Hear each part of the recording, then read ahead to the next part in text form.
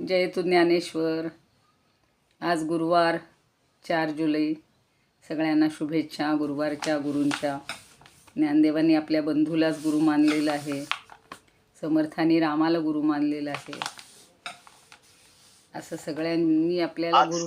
हां, आज एक सांगायचं, आज स्वामी विवेकानंदांची जयंती आहे, तर त्यांना पण आपण सगळ्यांनी वंदन अगदी अगदी फारच चांगलं सांगितलं तुम्ही. हो, चालेल. आणि मग 12 जानेवारी हा त्यांचा 12 जानेवारी असतो ना त्यांचा दिवस. मग पुण्य ते बरं, ठीक आहे. आपण स्वामी विवेकानंदांना पण वंदन करूया, कारण त्यांनी रामकृष्णांना, परमहंसांना आपले गुरु केलेले होते. आणि जे आपल्या आयुष्यात ज्यांना चांगले गुरु मिळतात ते शिष्यही गुरुपेक्षा श्रेष्ठ ठरतात. तर असे हे सगळ्यांना गुरुच्या चरणी असणाऱ्या स्वामी विवेकानंद हे आपले गुरुच आहेत तसे. तर त्यांनाही वंदन करूया. प्रार्थना म्हणते. अलंकापुरी पुण्यभूमी पवित्र, तिथे नांदतो ज्ञान राजा सुपात्र. तया आठविता महापुण्यराशी, नमस्कार साष्टांग श्री ज्ञानेश्वरासी. वेदान वेदविदामहो पशुमुखात, प्रोच्चार्य सर्वे स्मिताः. कृत्वा लौकिकभित्तिका प्रचलनं, योगी समुद्बोधितः. गीताज्ञानमलौकिकं प्रकटितं, विश्वाय शान्तिप्रदं. वन्दे तं करुणाकरं प्रभुवरं, श्रीसंतज्ञानेश्वरं.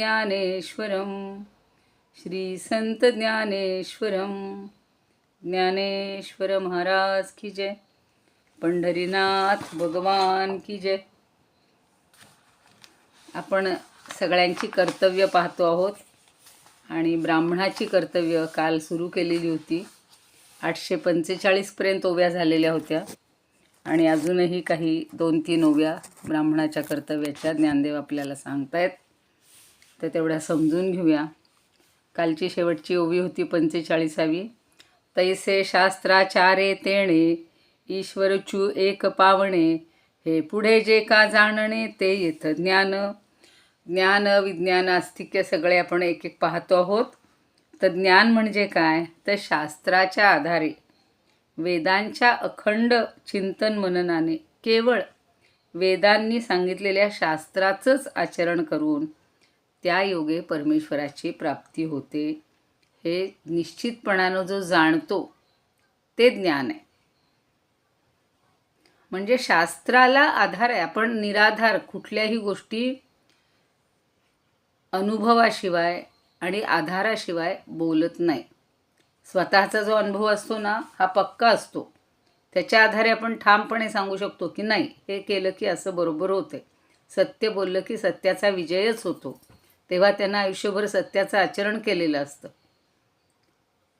तसं ज्याला हे समजले की शास्त्राच्या आधारे परमेश्वराची प्राप्ती होते, आत्ता जी नावं सांगितली त्या सगळ्यांची, म्हणजे रामकृष्ण परमहंस, ज्ञानदेव, तुकाराम, समर्थ यांनी सगळ्यांनी सगळ्या शास्त्रांचा, सगळ्या पुराणांचा, सगळ्या उपनिषदांचा, वेदांचा एवढा अभ्यास केलेला होता.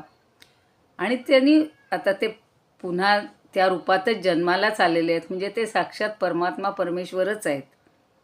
त्यामुळे त्यांचं आचरण तसंच होतं आणि त्याच्या आधारे ते इतरांनी वागावं म्हणून सांगत होते. आता आज त्या एक ताई सांगत होत्या की मनाच्या श्लोकाचा सुद्धा उद्देश काय होता, की समाजाला एकत्रित करणं. जसं कोरोनाच्या काळात एकत्रित येऊ शकत नव्हते, तसे एकत्रित आपण सभा, मिटिंगा किंवा काही कार्यक्रम करू शकत नव्हतो. त्यावेळचा यवनांचा काळ होता. परकीय चक्र सतत, म्हणजे माणसांना भीतीच असायची. स्त्रिया मुलं एकत्रित आली, स्त्रियांना लुटून नेलं जायचं, पळवून नेलं जायचं. मग तो हाहाकार हे करण्यापेक्षा सगळे घरात सुरक्षित असताना त्यांना समर्थांनी आपल्या विद्यार्थ्यांना, मात्र छात्रांना भीती नव्हती का हो, पण राम त्यांच्या पाठीशी असल्यामुळे त्यांना भीती नव्हती. मग ते जाऊन सगळ्यांच्या पुढे प्रबोधन करायचे. रोज एक श्लोक प्रत्येकाच्या दारात जाऊन म्हणायचा. इतके विद्यार्थी होते, छात्र होते की त्यांनी प्रत्येकाने वेगवेगळ्या ठिकाणी जायचं आणि हे प्रबोधन करायचं. मग ती शास्त्रावरच श्रद्धा असल्यामुळं, शास्त्रानुसारच आचरण करायचं असल्यामुळं आणि मगच परमेश्वराची प्राप्ती होते हे अनुभवल्यामुळं किंवा हे खात्री वाटल्यामुळं जे होतं ते ज्ञान आहे. पुढं बघा. आता विज्ञान म्हणजे काय? ते गा कर्मी जिये 7वा गुण होये आणि विज्ञान हे पाहे एवं रूप. आणि मग हे ज्ञान जेव्हा ब्रह्मकर्मातला 7वा गुण आहे आणि विज्ञान ज्याला म्हणतात ते कसं आहे ते पुढच्या ओळीत सांगतायत. इथं त्यांनी ज्ञानाचाच कितवं क्रमांक आहे तो सांगतायत की ज्ञान हे 7वा गुण आहे. ब्राह्मणाच्या बाबतीत या दोन्ही गोष्टी पाहिजे. ज्ञानम म्हणून भगवंतांनी 7व्या अध्यायात ते सांगलेलं आहे. ज्ञानम विज्ञान सहितै यज्ञात्वा मोक्षसे शुभात. म्हणजे अशुभापासून तुझी सुटका होईल. कधी? ज्ञान आणि विज्ञान जर तू समजून घेतलंस तर. तोच धागा 18व्या अध्यायात आपल्याला दिसतोय. असं विस्कळीत 18 अध्याय वेगवेगळे नाही आहेत. सगळं सूत्र धरलेलंच आहे ते पहिल्यापासून. आणि म्हणून आता इथं काय सांगतात बघा. विज्ञान म्हणजे काय? तरी सत्वशुद्धीची ये वेळे शास्त्रे का ध्यान बळे ईश्वर तत्वींची मिळे निष्टंक बुद्धी. आणि पुढच्या ओळीत म्हणले हे विज्ञान बरवे हे गुणरत्न जेथ आठवे आणि आस्तिक्य जाणावे नववा गुण. मग आता हा 7वा गुण ज्ञान सांगितलं, 8वा विज्ञान सांगतायत. तर विज्ञान म्हणजे काय? तर शास्त्र विचारांनी आणि ध्यानाच्या सामर्थ्याने ईश्वर तत्वाशी एकरूप होऊन जाणे, समरस होऊन जाणे. शास्त्रे का ध्यान बळे सत्वशुद्धीची ये वेळे. पहिल्यांदा सत्वशुद्धी पाहिजे. सत्वामुळे शुद्धी आलेली असली पाहिजे. शास्त्रानुसार ध्यान करायला पाहिजे. शास्त्र विचारानं आणि ध्यानाच्या सामर्थ्यानं ईश्वर तत्वीची मिळे. ईश्वर तत्वाशी निस्संदिग्धपणे एकरूप होणे. मिळे म्हणजे काय? फक्त नुसतं मिळालं असं नाही, त्याच्याशी एकरूप व्हायचे. जसं नदी सागराला मिळे म्हणजे ती पोहोचली की तिचं सागरामध्येच एकरूप होऊन जाते ती. एकदा कोणी असं दाखवू शकेल का की हे गंगेचं पाणी आहे, हे यमुनेचं आहे, हे अमक्या ओढ्याचं आहे? नाही. सगळं एकरूप होणं. तसं त्या बुद्धीनं त्यांनी समरस व्हायचे. ईश्वर तत्वीची मिळे. निष्टंक बुद्धी. निष्टंक बुद्धी म्हणजे निस्संदेह बुद्धी, जिच्यामध्ये संदेह उरलाच नाही. अशा निष्टंक बुद्धीनं जेव्हा तो परमेश्वराशी मिळतो म्हणजे जोडला जातो, एकरूप होतो, ते जे आहे त्याला विज्ञान म्हणायचे. हे विज्ञान बरवे ते गुणरत्न जेथ आठवे आणि आस्तिक्य जाणावे नववा गुण. अजून पुढचा आस्तिक्य 9वा आहे. पण हे विज्ञान म्हणजे काय आहे? गुणरत्न आठवे. आठवे म्हणजे आठवणे अर्थी नाही सांगितलेलं. वर जसं ज्ञानाला 7वे म्हणलं तसा हा क्रमांक 8वा आहे. पण 8वा क्रमांक असला तरी ते 8वं रत्न आहे. गुणरत्न जेथ आठवे. ही म्हणजे सगळी जी गुण किंवा सगळी जी त्याला कर्म सांगितली. कर्म म्हणजे मी कालच म्हणलं होतं की एक एक गुण आहे तो. तर ते गुणांची ही जणू काही मालिका आहे, हार आहे. आणि त्यातला 8वा गुण म्हणजे हा विज्ञान आहे. आणि आस्तिक्य जाणावे नववा गुण. आणि आस्तिक्य बुद्धी, ज्याची आस्तिक्य बुद्धी आहे, ज्याच्या मनामध्ये कधीही संशय येत नाही. देवाबद्दल, वेदाबद्दल, शास्त्राबद्दल, थोरांबद्दल, सगळ्यांच्याबद्दल त्याच्या मनात आस्तिक्य बुद्धी असते आणि ती महत्त्वाची आहे. नाही तर वरवर कर्म करत राहणार, ही पूजा करणार, ते यज्ञ करणार, याच्याकडे जाणार, मंत्र म्हणणार, सगळं करणार. आणि आतून जर तो साशंक असेल तर नाही. त्याचा पूर्ण विश्वास आहे, तो श्रद्धेनं करतोय, त्याची श्रद्धा आहे आणि इतरांना श्रद्धावंत करतोय. म्हणून तो आस्तिक्य हा 9वा गुण सांगितला आहे आणि तो महत्त्वाचाच आहे. पुढे म्हणतात बघा. पै राजमुद्रा अथिलिया प्रजा भजे भलतया तेवी शास्त्रे स्वीकारिलिया मार्ग मात्रा ते. अजून आस्तिक्याचं पुढं सांगतायत बरं का. आदरे जे का मानणे ते आस्तिक्य म्हणे मी म्हणे, तो नववा गुण जेणे कर्म ते साच. जरा मोठा विषय आहे. ब्राह्मणाच्या दृष्टीनं सांगतायत की आस्तिक्य कसं आहे. विज्ञान म्हणजे ते सांगितलं. विज्ञान हे एक आणि या ब्रह्मकर्मापैकी 8वं हे गुणरत्न एवढं सांगितलं. पण राजाचा ठसा, राजमुद्रा, मुद्रा राजसूनो शिवस्येषा मुद्रा भद्राय राजते असं म्हणलेलं आहे. राज्यपुत्र शिवरायांची ही मुद्रा कल्याणासाठी शोभून दिसते. मुद्रा भद्राय शोभते. तसे इथं राजाची जी मुद्रा असते, ठसा असती, तो ज्याच्यावर उमटलेला आहे त्याला राजमुद्रा म्हणतात. आणि त्या कुणाचीही प्रजा जशी सेवा करते, म्हणजे राजा बदलू देत, पण राजमुद्रा म्हणून ज्याच्यावर ठसवलेली आहे अशा व्यक्तीची सेवा प्रजा करतेच. त्याप्रमाणे शास्त्रानं योग्य म्हणून जो ठरवलेला आहे तो कर्ममार्ग आहे. तेवी शास्त्रे स्वीकारिली या मार्ग मात्रा ते. मार्ग मात्र म्हणजे तोच मार्ग आहे. कुठला? कर्ममार्ग आहे. आणि सगळ्यांनी शास्त्रांनी ठरवून दिलेलं आहे. तुम्ही बाकी काही करा नका करू, पण कर्म हे करायलाच पाहिजे. कर्म कुणालाही चुकलेलं नाही आणि ते सचोटीनं सत्य मार्गाने चांगल्या आचरणांनीच करायला पाहिजे. म्हणजे राजमुद्रा जशी ठसवलेली असते प्रत्येक प्रजाजनांमध्ये ती ठसली की हा म्हणजे आमचा राजा आहे. मग एखादे 10 लोक त्या राजाची सेवा करतील आणि बाकी म्हणतील नाही बाबा आम्हाला नाही तो पसंतीचा प्रश्नच नाही. त्याची राजमुद्रा उठवली म्हणजेच तोच पक्का राजा. म्हणजेच राजा हा ईश्वरासमान मानला जायचा बरं का. म्हणून थोडासा त्यांनी हा उल्लेख केला असेल की त्यावेळेला राजेशाही असायची. आता आपण लोकशाही, तरीसुद्धा आपण काय करतो? पंतप्रधानांना, राष्ट्रपतींना प्रमुख मानतो की ते आपले राजाच्या ठिकाणीच असतात आणि म्हणून तर त्यांना अगदी देवा इतका, ईश्वरा इतका मान द्यायचा असतो. आता बघा पुढे काय म्हणतायत. आदरे जे का मानणे ते आस्तिक्य मी म्हणे, तो नववा गुण जेणे कर्म ते साचे. तर आदरानं जे का मानणे, आता सध्या फार विचित्र चाललंय आपल्या देशामध्ये. किती जण म्हणजे लोकांना आदर आहे पण इतर काय म्हणतायत म्हणून तिकडं लक्ष जाते. इतर दोष देत आहेत म्हणून आपण त्यांच्याकडं दोषांनी पाहायचं, हे चुकीचं आहे. म्हणून आदर जे का मानणे ते आस्तिक्य मी म्हणे. आदराने जर तुम्ही त्याला मानत असाल, त्या राजाला, पंतप्रधानांना, राष्ट्रपतींना, मुख्यमंत्र्यांना जर तुम्ही आदरयुक्त त्याच्याकडं बघत असाल तर त्याला आस्तिक्य म्हणायचं.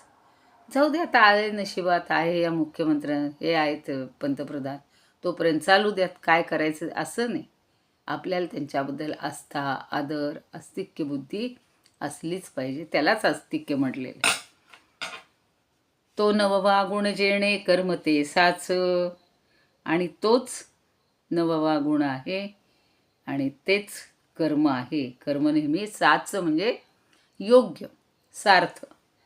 म्हणजे नववा गुण नुसता गुण आहे म्हणून नाही, तर गुणाचं ते आचरण करणं आणि आचरण करून केलेलं कर्म हे नेहमी सार्थ असतं. सांगायला सगळं आहे हो. अहिंसा, सत्य, अस्तेय, ब्रह्मचर्य, असंग्रह, यम आहेत सगळे. त्याचं सगळं वर्णनही मी करीन. पण मी जर अहिंसेनं वागतच नसेन तर त्याला अर्थ नाही आहे. मग जरी मी किती कर्म केली तरी ती निरुपयोगी ठरतील, निरर्थक ठरतील. पण जे आपण सांगतोय, ते ठसवतोय, ते आपल्या ठिकाणी आपण आचरणात आणलं पाहिजे. लहान मुलाला जेव्हा आपण म्हणतो नेहमी खरे बोलावे, पूर्वी बघा असे सुविचार फळ्यांवर लिहिले जायचे. वर्गामध्ये अजूनसुद्धा तसंच आहे की प्रत्येक वर्गाचा सुविचार वेगळा असेल किंवा ते सकाळचा परिपाठ असायचा. त्यावेळेला एकाने येऊन सुविचार सांगायचा, एकाने येऊन बातम्या सांगायच्या. मग ती बातम्या वाचून दाखवताना सुद्धा तिथं आहे तशी खरी सांगायला पाहिजे. माझ्या मनची मी सांगून नाही चालणार, सगळं सत्यच सांगायचं. पण त्यासाठी छान उदाहरणं दिली जातात बघा. बाबा घरात असतात, नोकरीला जात नाहीत, ऑफिसला जात नाहीत, आणि फोन आला तर सांगतात, फोन आला तर सांगा बाबा घरात नाही आहेत. त्या मुलावर काय होतो संस्कार, की बाबा घरात असून खोटं सांगतायत. हां, आता काही वेळेला सत्य हे सुद्धा कसं असतं बघा, की स्थल काल सापेक्ष कधीतरी त्याच्यात थोडासा बदल करावा लागतो. म्हणून मागे त्या कथा सांगितलेल्या आहेत की एक ऋषी असतात, गाय त्यांच्या इथून जाते, आश्रमाच्या मागे उभी राहते किंवा कुठेतरी झाडाझुडपात जाते, आणि तिचा पाठलाग करणारा जो व्याध आहे, शिकारी आहे, तो विचारतो, का हो महाराज, कुठं गेली इथून गाय? तेव्हा ते महाराज किंवा ऋषी सांगतात, मला माहिती नाही, मी गाय पाहिलीच नाही.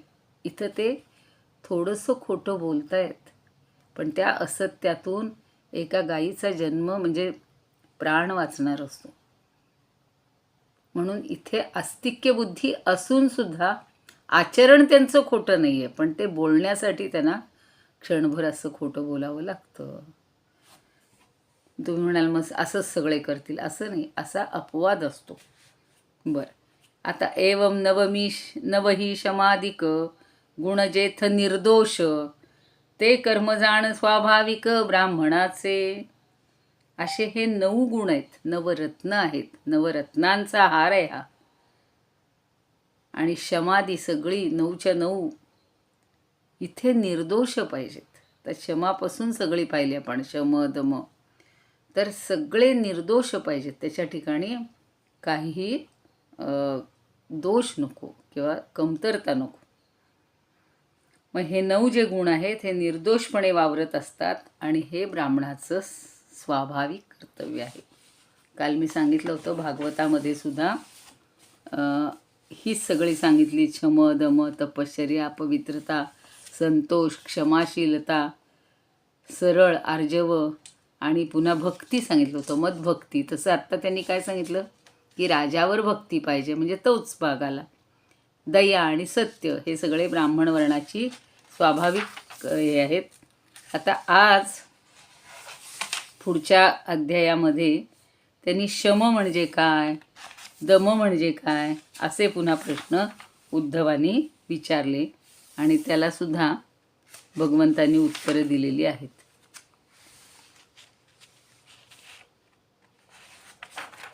ते मला थोडक्यात सांगायचं होतं.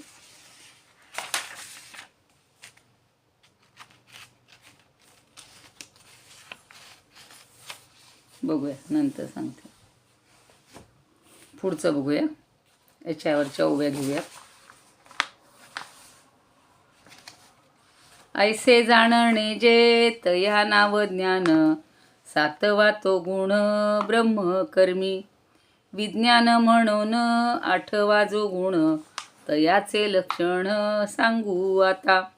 शास्त्रे किंवा ध्याने होता अंतशुद्धी, स्थिर राहे बुद्धी आत्मतत्वी. तया गुणा नाम जाणावे विज्ञान, कर्मी गुणरत्न 8वे हे. ऐक आता गुण सांगेन नवम, आस्तिक्य हे नाम जगा लागी जया लागी. राजमुद्रांकित पार्थासे कोणी, तयान रामानी प्रजा जैसी. तैसा स्वीकारिला शास्त्रे जो जो मार्ग, ठेवणे अभंग श्रद्धा तेथे. आस्तिक्य ते जाण नवम तो गुण, जेणे साचपण कर्मा लागी. जया कर्मी ऐसे 9ही चोख, गुणशमाधिक देखशील. तेची स्वाभाविक ब्राह्मणाचे कर्म, म्हणे त्रिविक्रम अर्जुना ते. शमाधिक 9 गुणांचा सागर, सागर म्हणले ब्राह्मण साचार जाण पार्था. हा गुणांचा सागर आहे ब्राह्मण म्हणजे, आणि म्हणून ते तू जाणून घे असं म्हणतायत. आता अजूनही त्याला काही उदाहरणातून छान पटवून देतात, ती उदाहरणंही बघूया आपण. खूप सुंदर अशी, म्हणजे सूर्य चंद्राची एक पुस्तक होईल बरं का तयार. तुम्ही कुणीतरी मदत करू लागा मला, आपण अशी विभागणी करूया. म्हणजे इतके जण आता अभ्यासतो आहोत, मी एकटीनं शोधून काढण्यापेक्षा तुम्ही एक छान असं एकेकाने एक एक विषय घ्यायचा आणि त्याच्याशी संबंधित अध्यायानुसार ओवी आणि ओवीचा अर्थ एवढं जर केलं ना तर प्रत्येकाचं एक छान कलेक्शन होऊन जाईल. बघूया आता पुढची ओवी बघा. तो नवगुण रत्ना करू, मी सारखी सांगते ना, रत्ना करू म्हणजे सागर, म्हणजे रत्नांची आकर आहे ती, खाण आहे. या नवरत्नांचा हारू, पुन्हा हारू पण म्हणले. न फेडित ते दिन करू प्रकाशू जैसा. अरे प्रकाश, दिनकर म्हणजे सूर्य. सूर्य काय करतो? न फेडित, तो ह्या सगळ्या गुणांचा समुद्र आहे, म्हणून म्हणले नवगुण रत्ना करू. नवगुण हे रत्नाकरासारखे आहेत, म्हणजे सागरासारखे आहेत, म्हणजे सागर आहेत ते. आणि नवरत्नांचा हारू, अहो हा नवरत्नांचा हार पण आहे. न फेडित ते दिन करू प्रकाशू जैसा. तर हा सूर्य काय करतो? नेहमी प्रकाशासहितच प्रगट होतो. तो कधी आपलं जे प्रकाश आहे तो दवडत नाही किंवा बाजूला ठेवत नाही. तो प्रगट होताना प्रकाश घेऊनच येतो. त्याप्रमाणे ब्राह्मणांचा हा नवगुणांनी युक्त असा हा हार आहे, तो अत्यंत स्वाभाविक आहे. आणि खरं सांगायचं तर हा 9 सर्वोत्तम गुणांचा जणू समुद्र आहे. तो घेऊनच त्यानं प्रगट व्हायला पाहिजे. जसा सूर्य प्रकाश घेऊन प्रगट होतो, तसं जो ब्राह्मण म्हटला की त्याच्याकडे हे 9 गुण, हा 9 गुणांचा सागर, 9 गुणांचा हार हा आपल्याला दिसला पाहिजे, जाणवला पाहिजे, तरच त्याला ब्राह्मण म्हणायचं. आणि ही जी सगळी पालतो, हे गुण ज्याच्या ठिकाणी आहेत किंवा ह्या गोष्टी, या गुणांनुसार जो आचरण करतो तो ब्राह्मण. अजून पुढची उदाहरणं, खूप सुंदर उदाहरणं दिलीत बघा. नाना चांपा चांपवळी पूजिला, चंद्रिका धवळीला, का चंदनू निजे चर्चिला, सौरभे जेवी. 3 उदाहरणं दिलीत. चाफा, चांपा म्हणले, म्हणजे चंपा म्हणतात ना, त्यांनी चांपा म्हणले, नाही तर चंपा म्हणजे चाफा. तर चाफा बोले ना, चाफा चाले ना, चाफा काही फुले ना. तिथं फुले ना म्हणले, ते वेगळं आहे तिथं थोडंसे, पण इथे चांपा फुलेला म्हणले त्यांनी. तो कसा? चांपोळी पूजिला. चांपोळी म्हणजे पुन्हा ती चाफ्याची जी काय झाड आहे, वृक्ष आहे ते. तर चाफ्याच्या फुलांनीच चाफ्याचं झाड सुशोभित दिसतं, शोभून दिसतं, किंवा त्याची पूजासुद्धा त्यांनीच केली जाते. म्हणजे चाफ्याच्या फुलांनीच चाफ्याची पूजा केली जाते. बहुतेक वेळेला बघा असं होतं की आता समजा ज्या वेळेला पूजन करायचं आहे कुठल्याही वृक्षाचं असेल, तर आंबा असेल तर आंब्याचंच त्याला नैवेद्य दाखवलं जातो. मग त्याला चाफ्याच्या फुलाला, म्हणजे वृक्षाला चाफ्याच्याच फुलांनी पूजलं जातं. म्हणजे इतकं त्याचं महत्त्व आहे. तसं चंद्रिका धवळीला. अहो चंद्रसुद्धा कशामुळं धवळीला, म्हणजे शुभ्र झाला, शोभून दिसला, उजळून निघाला, तर चंद्रिकेनं. चांदणी असल्याशिवाय चंद्राला काही मजा आहे का हो? नाही. चंद्र आणि चांदणीचं हे दोघांचं अतूट नातं आहे. तसं चंद्र जसा आपल्याच चांदण्याने उजळून निघतो. आणि का चंदनू निजे चर्चिला, सौरभ्य जेवी. सौरभ्य म्हणजे सुगंध, जेवी म्हणजे ज्याप्रमाणे. आणि चंदन वृक्ष जो आहे त्याच्या गंधानीच, चंदन गंधानीच ते चर्चिला जातो, म्हणजे पूजिला जातो. आपण कुठल्याही देवाची पूजा करायचं म्हटलं की चंदन चर्चित आहे की नाही, ते मला एकदम चंदन चर्चित हा शब्द ते गाणेच आठवलं. चंदन चर्चित धूप तुला लाविला, स्वीकारावी पूजाता उठी उठी गोपाळा. तर त्या गोपाळाला चंदन चर्चित धूप लावलाय. तसं इथे चंदनगंधानं चंदनाला किंवा चंदनाच्या वृक्षाला चर्चिलं जातं. म्हणजे त्यालाही चंदनाचं गंध म्हणून लावलं जातं आणि तो सुवासित होतो. मुळात त्याचाच सुवास आहे, त्याचाच त्याला अर्पण करायचं. ही सगळी भगवंतानी, आता सगळे म्हणतात बघा, आमच्या घरामध्ये सुद्धा थोडासा मतभेद किंवा वाद असतो. किती एवढी छान झाडावर दिसत आहेत फुलं, ती तोडून देवाला कशाला व्हायची हो? काय त्याचा उपयोग आहे? ती सुकून जाणार. पण झाडावर पण नंतर सुकतातच ना. माझं समर्थन असं असतं, झाडावर जर ती अखंड 24 तास किंवा अखंड जर टवटवीत राहणार असतील तर नका तुम्ही तोडू. हां ठीक आहे, अगदी त्याला शोभाहीन करू नका. 50 असतील तर त्यातली 10 तर काढायला हरकत नाहीत, 25 काढायला हरकत नाहीत. बाकीची ते झाडावर, कारण झाडाला आता यांनी सांगितलं तसं झाडाची पूजा झाडाच्या फुलांनीच करायची. त्यामुळं वेगळी देवाला अर्पण करून पुन्हा काही म्हणलं तर गरज नाही. पण ज्या देवाने निर्माण केली त्यालाच ती अर्पण करायची. तसं ज्या झाडाची आहे त्यालाच ती अर्पण करायची. कारण सगळ्यामध्येच आपण भगवंत बघतोय, सगळ्यातच परमात्मा बघतो. बिघडलं कुठं? त्या फुलांनी देवाची पूजा केली. चंदन उगाळून लावतो. का लावतो? वास्तविक देवानंच झाड निर्माण केलेलं आहे, पण जन केलंय त्यालाच अर्पण करायचे हो. म्हणजे त्याच्याबद्दल आपण थोडंसं तरी कृतज्ञ राहायला पाहिजे ना, की एवढं तू आम्हाला दिलेस.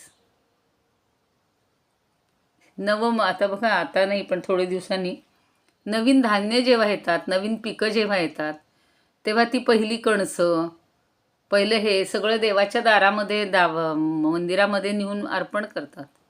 का करतात? की त्यानंच दिलंय, पण त्याला थोडंसं तरी आपण उत्तराई व्हावं. एवढं दिलेस बाबा तर हे तुला अर्पण. तसं चंदनगंधानंच त्याला चर्चित करायचे. चला, वेळ जातो पटापट. तेवी नवगुण टिकल ग, लेणे ब्राह्मणाचे अव्यंग, कहींचिन संडी अंग ब्राह्मणाचे. तर हे टिकल ग, नवगुण टिकल ग, म्हणजे नवगुणांनी युक्त हे अलंकार आहेत. आणि लेणे म्हणले त्यांनी, लेणे ब्राह्मणाचे अव्यंग, म्हणजे ब्राह्मणाचे अव्यंग लेणं. व्यंग असलं तर त्याला मजा नसते, पण लेणं म्हणजे दागिना कसा पाहिजे? छान पाहिजे. त्याच्यातला एखादा काही तुटलेला असेल तर आपण अर्धवट घालत नाही. म्हणजे हा जणू काही अलंकार आहे, ब्राह्मणाचं अव्यंग. आणि कहीच नसडी अंग, आणि ते त्याच्या अंगावर शोभून दिसतं. बघा ना, पण संस्कृत सुभाषितकारांनी वेगवेगळी सुभाषितं रचलेली आहेत. हस्तस्य भूषणं दानं, कंठं सत्यं कंठस्य भूषणं, श्रोत्रस्य भूषणं शास्त्रं, भूषणैः किं प्रयोजनं. हे पण ब्राह्मणाला लागू पडतं. ब्राह्मण आणि पुढं क्षत्रियाला सुद्धा, की दान देणं हे हाताचं भूषण आहे. हात फक्त बांगडे आणि अलंकार घालून नाही शोभत. कंठाने काय? सत्य बोललं तर त्या कंठाचं भूषण आहे. आणि श्रोत्र म्हणजे कान, त्यांनी जर तुम्ही शास्त्र ऐकलं तर शास्त्राचं श्रोत्राचं भूषण आहे. मग हेच अलंकार असल्यावर दुसऱ्या अलंकाराची काय गरज आहे? म्हणून इथं जे सांगितलेत हे त्याचे अलंकारच आहेत. 9 गुण म्हणजे 9 अलंकार आहेत. आणि हे अलंकार ब्राह्मणाचा देह सोडून कधीच जात नाहीत. म्हणजे ब्राह्मणाजवळ हे 9च्या 9 गुण असलेच पाहिजेत. ते गुणरूपी अलंकार त्यानं सतत परिधान केले पाहिजेत. आता उचित ते क्षत्रिया, तेही कर्म धनंजया, सांगो ऐक प्रज्ञेचिया भरोवरी. आणि म्हणतायत भगवंत, अरे पार्था, म्हणजेच ज्ञानदेव म्हणतायत, आता मी काय करतो? उचित ते क्षत्रियाला जे उचित आहे, क्षत्रियाला जे योग्य आहेत, तेही कर्म धनंजया सांगो ऐक, तेही कर्म धनंजया मी आता तुला सांगतो. कसं? भरोवरी, अगदी उत्कटपणानं सांगतो, अतिशय मनापासून सांगतो. भरोवरी, उर भरून अगदी मनापासून मी तुला सांगतो, आणि ती कर्तव्य तू आता ऐक, असं म्हणताय.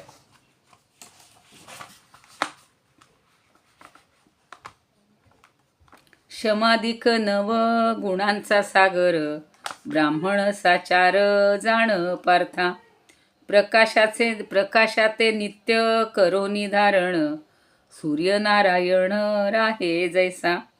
तैसा नवगुण रत्नांचा हा हार, शोभे निरंतर ब्राह्मणासी.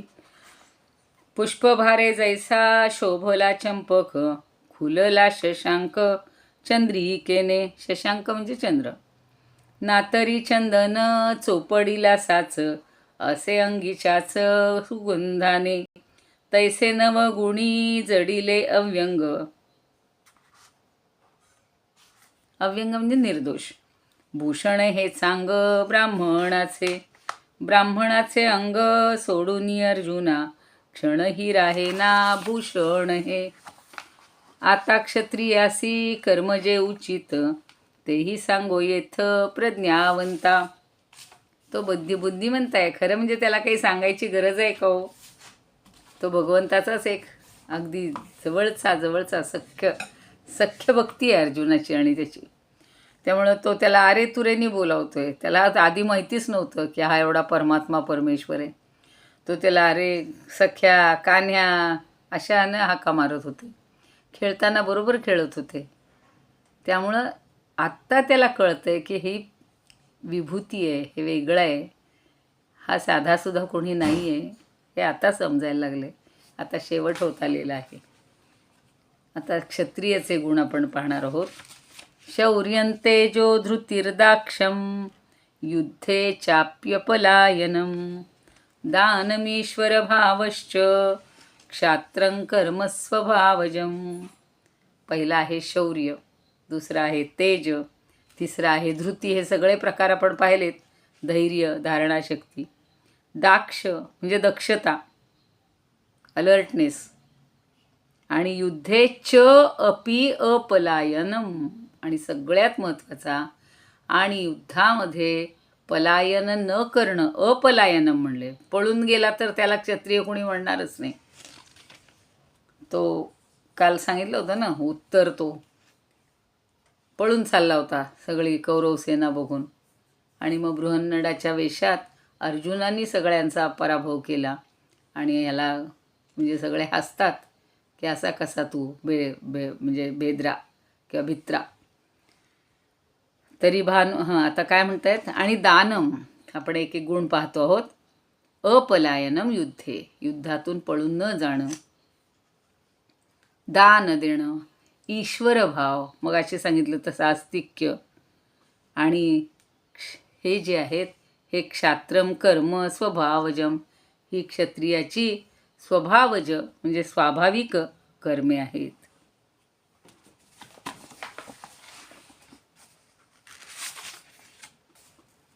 आता मी भागवतातली पण सांगते. तेजोबलं धृतिशौर्यं, तितिक्षौदार्यमुद्यमः, स्थैर्यं ब्रह्मण्यतैश्वर्यं, क्षत्रप्रकृतयस्त्विमाः. तेज, बल, धैर्य, धृती म्हणजे धैर्य, पुन्हा शौर्य, तितिक्षा सहनशीलता. अहो, या राजे लोकांकडे किंवा क्षत्रियांकडे सहनशीलता पाहिजे. पुन्हा औदार्य आणि उद्यम म्हणजे उद्योगशीलता. अजिबात मध्ये अधे विश्रांती घ्यायची नाही, झोपायचं नाही किंवा चला विश्रांतीला चालले 4 महिने नाही. आणि स्थैर्यम, त्याला स्थिरता पण पाहिजे.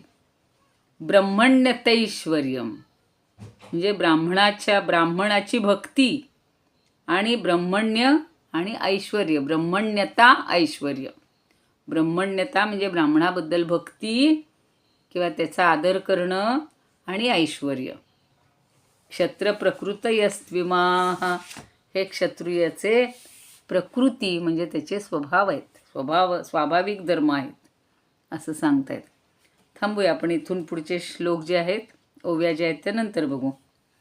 तर ह्या सगळ्या गुणांचा, म्हणून तर 16वा अध्याय आपण पाहिला नाही का. दैवी संपत, दैवासुर संपत. तर दैवी गुण हे सगळे चालत आलेले आहेत, तेवढे आपण पाहतो आहोत. आणि त्याच्यावरच आपण विश्वास ठेवून आपल्या ठिकाणी जे असेल, जो गुण असेल, जो वर्ण असेल, ते सगळे आपण पाळायचे.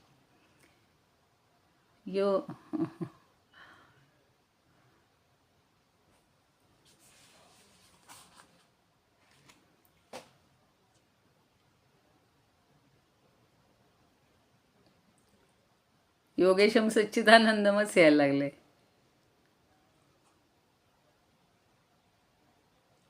कुणीतरी आठवण करून द्या.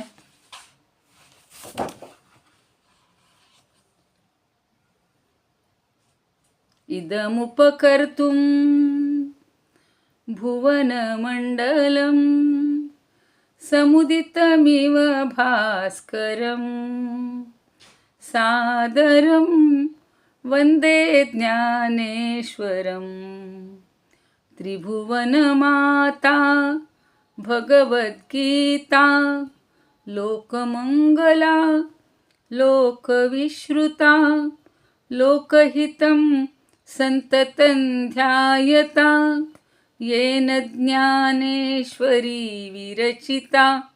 श्रुत्वा प्राकृतगिरं सादरं वन्दे ज्ञानेश्वरं सादरं वन्दे ज्ञानेश्वरम्. आरती ज्ञानराजा महाकैवल्य तेजा सेविती साधू संत मनुवेधला माझा. आरती ज्ञानराजा लोपले ज्ञान जगी हित नेणती कोणी.